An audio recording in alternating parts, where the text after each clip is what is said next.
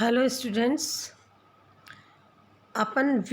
अभी पढ़ रहे थे कि पोषण संबंधी अंतर्राष्ट्रीय कार्यक्रम कौन कौन से होते हैं, जिसमें अपन ने कल जो पढ़ा वो था विश्व स्वास्थ्य संगठन।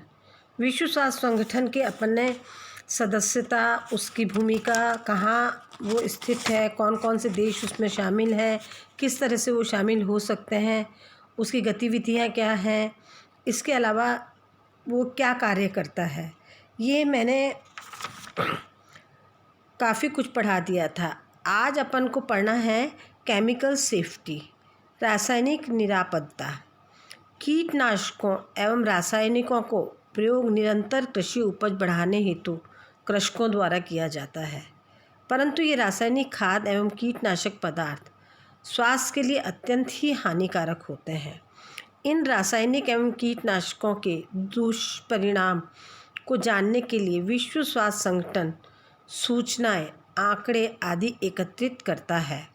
इसके विषैले प्रभाव के अध्ययन हेतु वर्ष 1980 में रासायनिक निरापत्ता मतलब केमिकल सेफ्टी हेतु अंतर्राष्ट्रीय कार्यक्रम प्रारंभ किया गया। आपको तो पता ही है कि जैसा कि आप जानते हैं कि यूरिया वगैरह मिला देते हैं, और आजकल अपन कहते हैं कि ऑर्गेनिक सब्ज़ी खरीदनी चाहिए, इनऑर्गेनिक नहीं खरीदनी चाहिए। तो इनऑर्गेनिक जो सब्जियां होती हैं वो वही होती हैं जिनमें रासायनिक पदार्थ मिला देते हैं, क्योंकि किसानों को या लोगों को ये चाहिए होता है कि वो बहुत देखने में सुंदर, क्योंकि रासायनिक पदार्थ मिलाने से वो क्या होते हैं कि बहुत जल्दी तो उग जाते हैं, तो खेती ज़्यादा हो जाती है, तो बिकते ज़्यादा है मार्केट के अंदर, तो इनकम ज़्यादा होती है।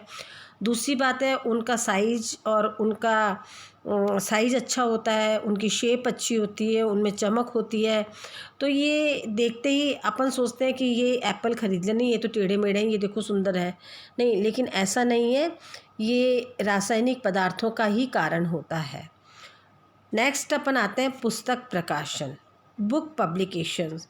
विश्व स्वास्थ्य संगठन, संयुक्त राष्ट्र पर्यावरण कार्यक्रम, यूनाइटेड नेशन एनवायरमेंटल प्रोग्राम जिसे UNEP तथा अंतर्राष्ट्रीय श्रम संगठन जिसे इंटरनेशनल लेबर ऑर्गेनाइजेशन के सहयोग से पर्यावरणीय स्वास्थ्य की कसौटियाँ, एनवायरमेंटल हेल्थ क्राइटेरियम भी कहते हैं। पर पुस्तक की श्रृंखला, सीरीज़ ऑफ बुक जो है, इसकी जो सीरीज़ जो चली आ रही है, अगर आप उसको भी सब्सक्राइब करवाना चाहें तो आप करवा सकते हैं, प्रकाशित करता है। इन पुस्तकों के माध्यम से अब तक 60 रसायनों के बारे में विस्तृत जानकारी दी जा चुकी है। आप सोचिए कितने रसायन होंगे, अभी तक तो इतनी ही जानकारी दी जा चुकी है। उसके आगे आता है विकिरण से सुरक्षा, सेफ्टी फ्रॉम रेडिएशन। रेडिएशन तो आप जानते हैं कि जैसे कि किसी के घर के अंदर ऊपर मोबाइल का टावर लगता है, तो कई लोग तो कमाने के चक्कर में लगवा लेते हैं, और कई लोग ये सोचते हैं कि नहीं, उसके रेडिएशंस जो होते हैं वो कैंसर या कई अन्य बीमारियों को इनवाइट करते हैं, तो वो लोग नहीं लगवाते हैं। तो विश्व स्वास्थ्य संगठन ने रेडिएशन से सुरक्षा हेतु मानक मतलब कुछ स्टैंडर्ड तैयार कर रहा है, क्योंकि सूर्य से निकली पराबैंगनी जो जिन्हें कहते हैं ना अल्ट्रावायलेट रेज किरणें अब सीधे ही पृथ्वी पर आने लगी हैं, जिससे मानव को ही नहीं बल्कि संपूर्ण जीव जगत को खतरा हो गया है। क्योंकि आपको पता है कि ओजोन लेयर के अंदर छेद होने की वजह से ये डायरेक्ट अपने ज़मीन पर आने लगी है। ऐसा वायुमंडल में विद्यमान ओजोन परत, ओजोन लेयर जो मैंने बताया में छिद्र होने से हुआ है, और इसी के कारण तो ये अपने आजकल के ये जो मौसम है वो भी बिगड़ते जा रहे हैं, तरह तरह के नेचुरल डिज़ास्टर्स आ रहे हैं, ये सब इन्हीं के कारण हो रहा है। और ये सब हमारी ही गलती है कि हमने कभी भी जो अपनी नेचुरल जो चीज़ें हैं, पहाड़ हैं, पेड़ हैं, समुद्र हैं, नदियां हैं, इनका ध्यान नहीं रखा, सिर्फ हम स्वार्थी होते गए। अतः यह संगठन अंतर्राष्ट्रीय परमाणु ऊर्जा agency, international atomic energy agency की सहायता से अनेक प्रकार के रिसर्चेस कर रहा है। विकिरण चिकित्सा में भी कई तकनीकों का विकास करने के प्रति भी काफ़ी प्रयत्नशील है। नेक्स्ट है व्यापक स्तर पर, तीसरे नंबर का जो पॉइंट है, जो कि ये तो आए थे अपने दूसरे नंबर के पॉइंट में, जो कि पर्यावरणीय स्वास्थ्य था, उस पर्यावरणीय स्वास्थ्य में रासायनिक निरापत्ता, पुस्तक प्रकाशन और विकिरण मतलब सेफ्टी फ्रॉम रेडिएशन आया था। अब इसके बाद में जो थर्ड पॉइंट आता है वो आता है व्यापक स्तर पर स्वास्थ्य सेवाओं का विकास, development of comprehensive health services. विश्व स्वास्थ्य संगठन के द्वारा व्यापक स्तर पर स्वास्थ्य सेवाओं का विकास किया जा रहा है। यह संगठन सदस्य राष्ट्रों को स्वास्थ्य सेवाओं से संबंधित परामर्श, सहयोग एवं वित्तीय सहायता प्रदान करता है। वैसे विकासशील देशों को जो कि मातृ एवं बाल स्वास्थ्य तथा परिवार नियोजन के कार्यक्रमों को सफल बनाने में एकजुट होकर लगे हुए हैं, उन्हें यह संगठन यूनिसेफ के साथ मिलकर परामर्श एवं सहयोग देता है। इस संगठन के द्वारा appropriate technology for health ATHP चलाया जा रहा है, जिसका प्रमुख उद्देश्य है प्रत्येक देश स्वयं स्वावलंबी बनकर स्वास्थ्य समस्याओं का हल स्वयं करे। पारिवारिक स्वास्थ्य की उन्नति के लिए विश्व स्वास्थ्य संगठन सन 1970 में ही प्रयत्नशील है। मातृ एवं शिशु स्वास्थ्य की रक्षा, मानव संतानोत्पत्ति, पोषण और स्वास्थ्य शिक्षा आदि प्रशाखाएं पारिवारिक स्वास्थ्य की उन्नति के लिए ही बनाई गई हैं। सन 1980 में विश्व स्वास्थ्य संगठन ने कुछ अति आवश्यक एवं महत्वपूर्ण विधियां तय की थी, जिसका मुख्य उद्देश्य था कि सन 2000 AD तक विश्व के सभी लोगों के लिए स्वास्थ्य की प्राप्ति हो, जो पहले मैं आपको बता चुकी हूँ। फोर्थ पॉइंट आता है मानव शक्ति का विकास, डेवलपमेंट ऑफ मैन पावर। उत्तम स्वास्थ्य की प्राप्ति तथा जीवन स्तर को उन्नत बनाने के लिए मानव शक्ति का विकास करना आवश्यक है। इसके लिए प्रत्येक व्यक्ति के पास रोजगार होना चाहिए, जिससे उसको आर्थिक और सामाजिक स्थिति सुदृढ़ और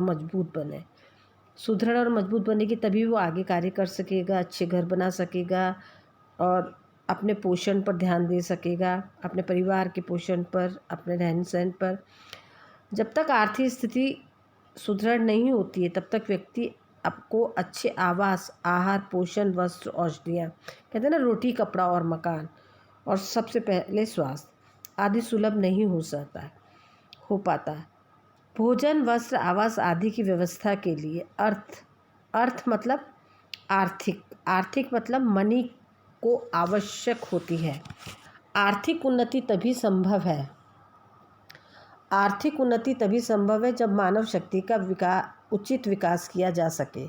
इसके लिए ये संस्था अंतर्राष्ट्रीय श्रमिक संगठन इंटरनेशनल लेबर्स ऑर्गेनाइजेशन के साथ मिलकर सहयोग कर रहा है। 5वें नंबर पे पॉइंट है जैव चिकित्सकीय एवं स्वास्थ्य सेवाओं का अन्वेषण, बायोमेडिकल रिसर्चेज। जैव चिकित्सकीय उन्नति के लिए विश्व स्वास्थ्य संगठन स्वयं को अन्वेषण कर ही रहा है, साथ ही सदस्य राष्ट्रों, क्षेत्रों को भी इस अनुसंधान के लिए प्रेरित एवं प्रोत्साहित करता है। जैव चिकित्सकीय अनुसंधान के लिए यह उन राष्ट्रों को वित्तीय सहायता भी पहुंचाता है तथा शोधकर्ताओं, जो रिसर्चर्स होते हैं, के लिए भी वो ग्रांट प्रोवाइड करता है। ग्रांट मतलब उनको पैसा पहुंचाने का कार्य करता है। अनुसंधान क्षेत्रों, मेडिकल कॉलेज को भी वह विश्व स्वास्थ्य संगठन आर्थिक सहायता प्रदान करता है। मेडिकल कॉलेजेस में नए विभाग खोलने में मदद करता है तथा विजिटिंग प्रोफेसर्स को भेजकर कई नए विभाग जैसे भैषण गुण विज्ञान, फार्मेकोलॉजी, फार्मेसी जिसे कहते हैं, शिशु रोग विज्ञान या पेडियाट्रिक्स आदि खोलने के लिए भरपूर सहयोग देता है। विश्व स्वास्थ्य संगठन के द्वारा 6 ट्रॉपिकल रोगों जैसे सिस्टोमियासिस, मलेरिया, फाइलेरिया, लिस्मेनियासिस, ट्राइकोमोनासिस और कुष्ठ रोग के बचाव के लिए इन पर अनुसंधान कर रही है। 6 नंबर पर जब अपन आते हैं तो अपन देखते हैं कि स्वास्थ्य सूचना एवं ज्ञानवर्धक पत्रिकाएं प्रकाशित करना, मतलब to publish health information and literature, जिसको आप गूगल पे भी पढ़ सकते हैं और आप सब्सक्राइब करवा के अपने हार्ड कॉपी घर पे भी मंगवा सकते हैं। विश्व स्वास्थ्य संगठन स्वास्थ्य संबंधी सूचना एवं ज्ञानवर्धक पत्रिकाएं प्रकाशित करता है तथा इनके माध्यम से सदस्य राष्ट्रों एवं जन सामान्य के बीच सहयोग प्रदान करने का प्रयास करता है। वर्ल्ड हेल्थ फोरम पुस्तकें, बुलेटिन, जर्नल्स, मैनुअल्स तथा अन्य शिक्षण प्रणाली का प्रकाशन इस संगठन द्वारा किया जाता है।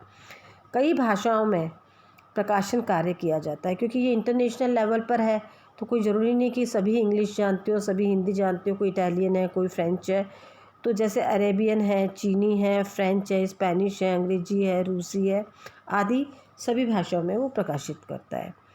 7वें नंबर पर आप आइए तो देखेंगे स्वास्थ्य कार्यक्रमों का नियोजन एवं क्रियान्वयन, planning and execution of health programmes.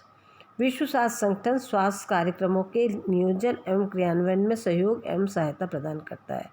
स्वास्थ्य की उन्नति के लिए प्राथमिक चिकित्सा केंद्र खोलने के लिए प्रोत्साहित करता है। अन्य संगठनों जैसे आहार एवं कृषि संगठन, फूड एंड एग्रीकल्चर ऑर्गेनाइजेशन जैसे FAO कहते हैं के साथ मिलकर आहार की सुरक्षा के लिए वो स्टैंडर्ड्स तैयार करता है, मानक तैयार करता है ताकि दूषित एवं सड़े गले भोज्य पदार्थों के सेवन से बचा जा सके। बहुत सारी बीमारियों के फैलने का एक बहुत बड़ा कारण दूषित आहार एवं जल का सेवन करना है, ये तो आप सब जानते हैं।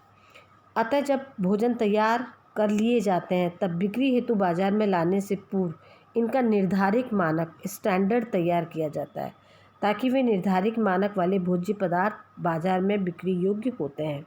उसमें लिखा रहता है ना कि मैन्युफैक्चरिंग डेट, एक्सपायरी डेट और कुछ कोड्स भी होते हैं।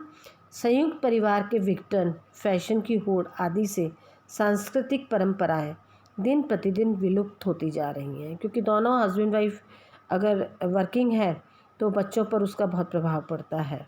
तथा बाल अपराध, जुवेनाइल डेलिक्वेंसी, बाल अपराध भी बढ़ रहे हैं और हिंसा में भी वृद्धि हो रही है। उपयुक्त समस्याओं को हल करने के लिए विश्व स्वास्थ्य संगठन आवश्यक कार्यक्रम चलाता है। अल्कोहल तथा अन्य नशीले पदार्थों की समस्याओं से मुक्ति हेतु विभिन्न प्रकार के कार्यक्रम चलाए जा रहे हैं तथा इसके उन्मूलन मतलब इनको हटाने के लिए उचित रणनीति खोजी जा रही है। ये जो कर रहा है ये बहुत अच्छे कार्य कर रहा है और हमको इसमें पूरा सहयोग करना चाहिए। विश्व स्वास्थ्य संगठन यूनिसेफ से सहयोग कर मातृ एवं शिशु के पोषण हेतु कार्यक्रम चलाता है जो कि बहुत ही ज़रूरी है। अगर मातृ और शिशु अगर स्वस्थ नहीं होंगे तो बड़े होकर हमेशा बीमार रहेंगे, कुछ न कुछ प्रॉब्लम उनके साथ चलती रहेगी। माता का शिशु स्तनपान, ब्रेस्ट फीडिंग कराने के लिए प्रोत्साहित करता है। आजकल मदर्स अपने फिगर को लेकर, अपने उसको लेकर कि वर्क को लेकर इतनी बिजी हो जाती है कि वो बच्चे को अपना स्तनपान ना करा के और ये जो दूसरा वाला दूध होता है वो पिलाना शुरू कर देती है जो कि विश्व में जो कि हानिकारक है क्योंकि कोलेस्ट्रॉम मैंने एक बताया था आपको कि वो बच्चा अगर पीता है तो वो बच्चे के लिए आजीवन के लिए एक तरह से एंटीबायोटिक या उससे बीमारी नहीं होती है बच्चे को। आर्थिक व्यवस्था के लिए विश्व स्वास्थ्य संगठन अपने मित्र सदस्यों के ऐच्छिक सहयोग पर निर्भर करता है। भारत ने वर्ष 1970 में WHO को $10,87,290 रुपीज़ नहीं डॉलर्स दिए थे। अन्य राष्ट्रों ने भी इसे 15 लाख 17 लाख कुछ रुपए डॉलर की राशि प्रदान की थी। डॉलर्स को अगर इंडियन करेंसी में कन्वर्ट करें इतने लाखों डॉलर्स को तो कितना होता है आप देखिए। विश्व स्वास्थ्य संगठन ने भी भारत को वर्ष 1970 तक 220 स्वास्थ्य कार्यक्रमों के लिए आवश्यक सहायता, साधन एवं सहयोग प्रदान किया।